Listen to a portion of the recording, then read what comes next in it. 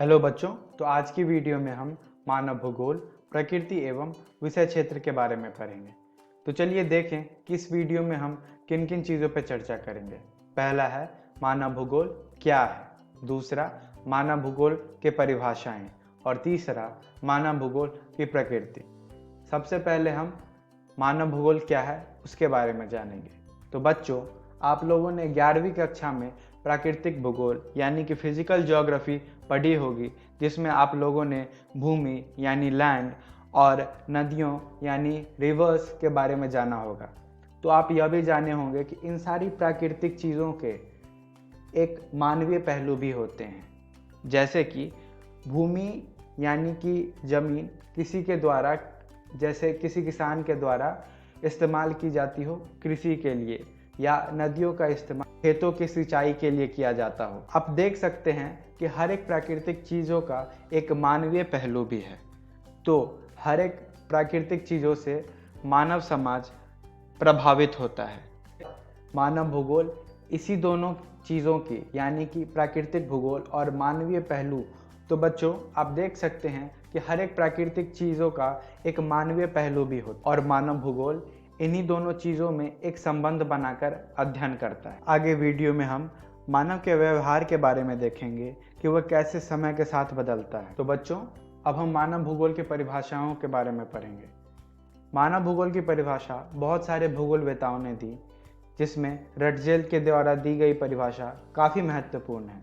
वह कहते हैं कि मानव भूगोल मानव समाजों और धरातल के बीच संबंधों का संश्लेषित अध्ययन है। इसका अर्थ यह है कि मानव द्वारा अनेकों चीज धरती पर हो रही है, जैसे खेती, घर बनाना, जनसंख्या में वृद्धि चाहे या जनसंख्या में गिरावट। ये सारी चीज़ें मानव समाज और पर्यावरण के बीच एक संबंध स्थापित करती है, जिसे मानव भूगोल पढ़ने की कोशिश करता है। तो बच्चों, मानव भूगोल की परिभाषा एक और बड़े भूगोलवेता एलन सी सैम्पल के द्वारा दी गई। वह कहते हैं कि मानव भूगोल अस्थिर पृथ्वी और क्रियाशील मानव के बीच का एक परिवर्तनशील संबंधों का अध्ययन है। इसका मतलब यह है कि मानव समाज और पर्यावरण के बीच समय के साथ व्यवहार बदल रहे हैं। जैसे पहले प्रकृति बलशाली होती थी मानव के ऊपर, और अब मानव बलशाली प्रतीत हो रहे हैं प्रकृति के ऊपर। तो इसी परिवर्तनशील संबंधों का अध्ययन करता है मानव भूगोल एलन सी सैम्पल के द्वारा। मानव भूगोल की प्रकृति, इसमें सबसे पहले आता है मानव का प्रकृतिकरण, फिर प्रकृति का मानवीयकरण और फिर नवनिश्चयवाद। तो बच्चों, सबसे पहले हम मानव का प्रकृतिकरण के बारे में पढ़ेंगे। इसे अच्छे रूप से समझाने के लिए मैं आपको एक कहानी सुनाता हूँ। बेंदा, एक लड़का जो कि मध्य भारत के जंगलों में रहता था, वह प्रकृति पे पूरी तरह से निर्भर था अपने हर एक चीज़ों के लिए। एक दिन वो जंगल में ऐसे ही घूम रहा था और कुछ देर बाद उसे अचानक से प्यास लगती है। तो जंगल के ही एक तालाब के पास जाकर वो अब पानी पी। अचानक से उसे लोईजुगो यानी कि जंगल की आत्मा की याद आती है और वह तुरंत हाथ जोड़कर उनका नमन करने लगता है और उन्हें धन्यवाद करता है कि उन्होंने उसे प्यास बुझाने के लिए पानी प्रदान किया। पानी पीने के बाद बेंदा जंगल में फिर से घूमने निकल जाता है। थोड़ी देर के बाद वह एक महुआ के पेड़ के नीचे जाकर बैठता है और सोचता है कि यह पेड़ उसे कई सालों से छाया प्रदान कर रहा है। वह इस ब्रह्मांड यानी कि इस यूनिवर्स का भाग और अंग होकर कितना सौभाग्यशाली, कितना लकी है। फिर वो अपने आसपास हरे भरे पेड़ों को देखने लगता है। तो बच्चों, इस कहानी में हम लोग ने देखा कि बेंदा कैसे अपनी छोटी से छोटी एवं बड़ी से बड़ी चीज़ों के लिए प्रकृति पर निर्भर है। आज के युग की बात करें तो इसका सबसे सही उदाहरण है आदिवासी जनजाति, जो कि आज भी प्रकृति पर अपने हर एक चीज़ों के लिए निर्भर है और यहाँ तक कि वह प्रकृति की आज भी पूजा करते हैं। तो बच्चों, अब हम मानव का प्रकृतिकरण के बारे में और भी बेहतर तरीके से जानेंगे। सबसे पहले यह जानते हैं कि यह स्थिति आवश्यकता की स्थिति थी। इसका मतलब यह कि इस समय इंसान जो भी चीज़ उसे ज़रूरत होती थी प्रकृति से यानी पर्यावरण से, सिर्फ उतना ही लेता था। यहाँ पर किसी लोभ में आकर मानव प्रकृति का इस्तेमाल नहीं करता था। इस समय तकनीकी विकास भी कम था, जिसके कारण सांस्कृतिक विकास यानी कि कल्चरल डेवलपमेंट वह भी कम था। इस समय मानव प्रकृति की बातें मानता था और प्रकृति से डरता भी था। इस समय प्रकृति की शक्तियां मानव समाज के ऊपर प्रबल होती थी और मानव प्रकृति के द्वारा प्रदान की गई रिसोर्सेज यानी कि संसाधन पे पूरी तरह से निर्भर था। इस अवस्था को पर्यावरण निश्चयवाद के नाम से भी जाना जाता है। बच्चों, अब हम प्रकृति के मानवीयकरण के बारे में पढ़ेंगे। इसे अच्छे रूप से समझाने के लिए मैं आपको एक कहानी फिर से सुनाता हूँ। करी एक 25 साल की लड़की जो कि एक बड़े संगठन यानी कि कंपनी में काम करती थी, वह हर रोज़ ठीक 8 बजे कंपनी जाया करती थी दिसंबर के सर्दी में। हालांकि बाहर का तापमान सर्दी के कारण काफ़ी कम होता था, मगर जैसे ही करी अपने दफ्तर की इमारत के अंदर प्रवेश करती, वहाँ का तापमान काफ़ी नरम हो जाता, क्योंकि वहाँ प्रौद्योगिकी यानी कि टेक्नोलॉजी की मदद से अंदर का तापमान संचालित किया गया था। एक समय की बात है, उसे दूसरे शहर जाना पड़ता है कंपनी के ही यानी कि उसके संगठन के ही काम से लेकर। इसके लिए कंपनी यानी कि उसकी संगठन उसे हवाई जहाज़ का टिकट देती है और करी दूसरे शहर हवाई जहाज़ से जाती है। हवाई जहाज़ से उतरकर वह गाड़ी से अपने होटल यानी कि विश्रामालय जाती है। तो बच्चों, इस कहानी में आपने देखा होगा कि किस तरह एयर कंडीशनर यानी कि वातानुकूलक से लेकर हवाई जहाज और गाड़ी के पहियों में प्रकृति के नियमों को समझकर मानव द्वारा उसे अपने हित में इस्तेमाल किया गया है। तो बच्चों, अब हम प्रकृति का मानवीयकरण के बारे में अच्छे से समझेंगे। जैसे कि इस अवस्था को स्वतंत्रता की अवस्था भी कहते हैं, क्योंकि इस समय मानव कहता है कि हम फ्री हैं, हम कुछ भी करेंगे। इसका मतलब मानव अपने आप को काफ़ी स्वतंत्र महसूस करता है, क्योंकि उस समय उच्च तकनीकी विकास हो चुकी होती है।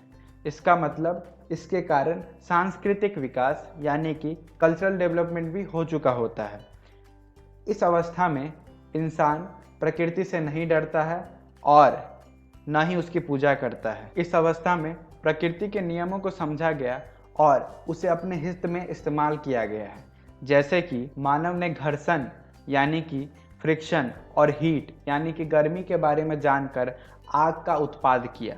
उसी तरह डीएनए के रहस्यों को जानकर कई सारी बीमारियां जैसे कि टीबी, मलेरिया, जॉन्डिस, हेपेटाइटिस, इन सारी बीमारियों का इलाज निकाला गया। एक और उदाहरण है लॉ ऑफ एरोडायनेमिक्स यानी कि वायुगतिकी को जानकर गाड़ियों एवं विमानों की तेजी बढ़ाई गई। यह अवस्था मानव का प्रकृतिकरण से ठीक उल्टा है और इसे संभववाद के नाम से भी जाना जाता है।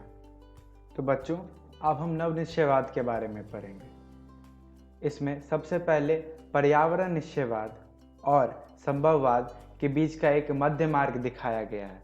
जैसा कि हम देख सकते हैं कि पर्यावरण निश्चयवाद में मानव का प्रकृतिकरण यानी कि इस वक्त मानव प्रकृति की सुनता था, और संभववाद यानी कि प्रकृति का मानवीयकरण में मानव प्रकृति को खत्म करने पे ही लगा हुआ था। तो इसका एक मध्य मार्ग निकाला गया। नवनिश्चयवाद की संकल्पना भूगोलवेत्ता क्रिफिथ टेलर ने की। वह कहते हैं कि यहाँ पर कुछ भी फ्री या मुफ्त नहीं है और इंसान को अपने हर एक हरकतों के लिए एक कीमत देनी होती है। वह कहते हैं कि प्रकृति पर विजय पाया जा सकता है प्रकृति के नियमों का पालन करने के साथ भी। वह कहते हैं कि गलत तरीके से विकास का परिणाम बाढ़, सूखा, बादल फटना या किसी और भी प्रकार की प्राकृतिक आपदा हो सकती है। जैसा कि हम लोग जानते हैं कि बिहार और असम में हर साल ही बाढ़ आ जाती है, और हम उत्तराखंड के बारे में जानते ही हैं जहां हर साल एक प्राकृतिक आपदा आती ही आती है। अपने नवनिश्चयवाद के मध्य मार्ग से टेलर यह दिखाना चाहते हैं कि प्रकृति हमेशा संकेत देती है मानव को सुधरने का। अपने संकल्पना को वह यातायात बत्तियों यानी कि ट्रैफिक लाइट्स के द्वारा समझाते हैं। वह समझाते हैं कि लाल बत्ती का मतलब है रुको, पीली बत्ती तैयार होने का समय प्रदान करती है और हरी बत्ती का मतलब होता है जाओ। उनका कहना है कि ठीक इसी प्रकार प्रकृति भी हमें लाल बत्ती, पीली बत्ती और हरी बत्ती दिखाती है। जैसे ग्लोबल वार्मिंग के बारे में हम सभी लोग जानते हैं, जिसे वैश्विक तापमान भी कहते हैं। हम जानते हैं कि वैश्विक तापमान हर साल बढ़ रही है और इसका दर हर साल तेज ही होते जा रहा है। ग्रिफिथ टेलर समझाते हैं कि यदि हम विकास को धीरे ना करें तो हमें पर्यावरण के खिलाफ की जाने वाली गलतियों के लिए एक बहुत बड़ी कीमत चुकानी पड़ सकती है। एक और उदाहरण अधिक खाद और गलत कृषि तकनीक से संबंधित है, जो कि पंजाब, राजस्थान, हरियाणा जैसे राज्यों में हो रही है, जिसके कारण वहाँ की ज़मीन की उपज कम होती जा रही है। तो बच्चों, इस वीडियो में हमने सीखा मानव भूगोल क्या है, मानव भूगोल के परिभाषाएं और मानव भूगोल की प्रकृति के बारे में। अगली वीडियो में हम जानेंगे समय के गलियारों में मानव भूगोल के अनेक विचारधाराएं और मानव भूगोल के क्षेत्र व उपक्षेत्र के बारे में। तब तक के लिए धन्यवाद।